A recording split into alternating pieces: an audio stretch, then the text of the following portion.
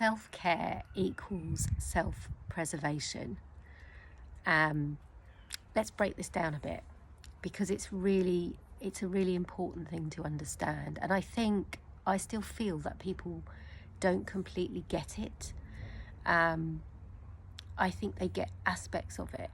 I think we're, particularly women, I'm going to make a sweeping statement here, are programmed into really serving others all the time, whether it's family, friends, colleagues, offspring, siblings.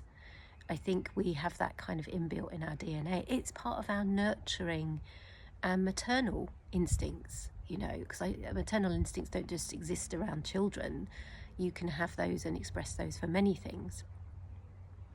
But if we don't look after ourselves as we go through life in the way we need to, then that impacts our health. And to start with, it impacts in a small way. We might get a bit tired, we might get a cold or something. But if we get into the habits of doing that over a long period of time, it has the potential to become a serious long-term health problem. And this is why I think, because people don't necessarily see that, I'll just do this thing over here, it doesn't matter, or they carry on operating in a state of exhaustion.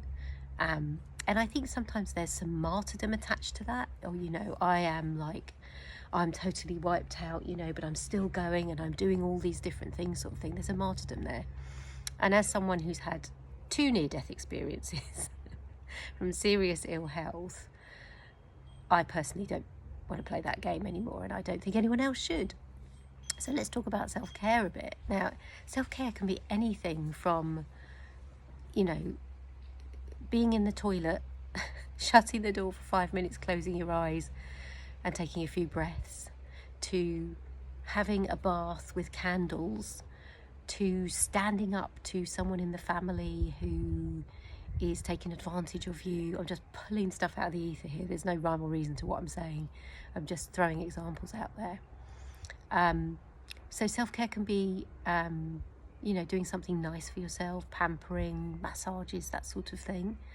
But it can also be actually standing up to situations that are sucking the life force out of you and are not nourishing and nurturing you, and are eroding your boundaries. And they're eroding your boundaries or our boundaries, because we allow that.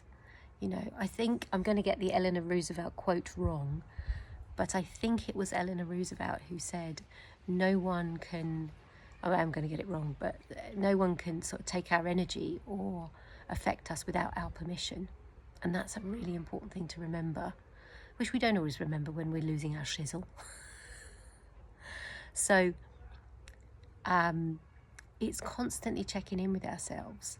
It's constantly aligning, tweaking as we go as to what we need to do for that self-care. I had to say no to a situation I was trying to deal with, because some of my life force needs to go into something else, which is more of a priority for me at the moment. And I had to say, no, I can't do that anymore. People involved, you will have to deal with it. It wasn't actually my problem anyway, but I took it on to try and help. And actually my life force is needed elsewhere.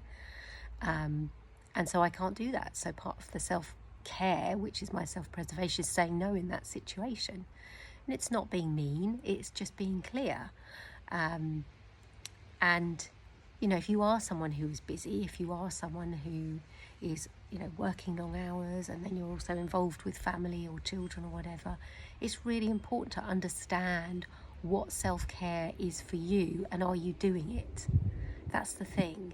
I think we don't always understand what self-care is for ourselves, what that actually feels like. For me, it probably wouldn't be a massage.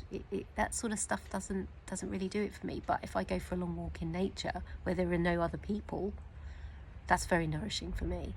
So it's understanding what self-care feels and looks like for you, and then are you doing it?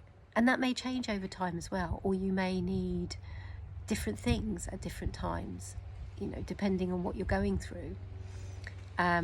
So I like to look at my week ahead and build in time.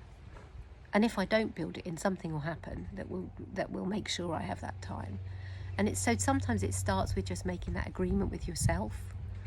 I will prioritize myself this week. And you may not even know what that looks like when you make that declaration, and that's fine, you know, because all will be revealed as you step into your week. You know, we're working in collaboration with the universe here all the time. So as long as we're clear with our needs, wants, desires and requests, the universe can then deliver.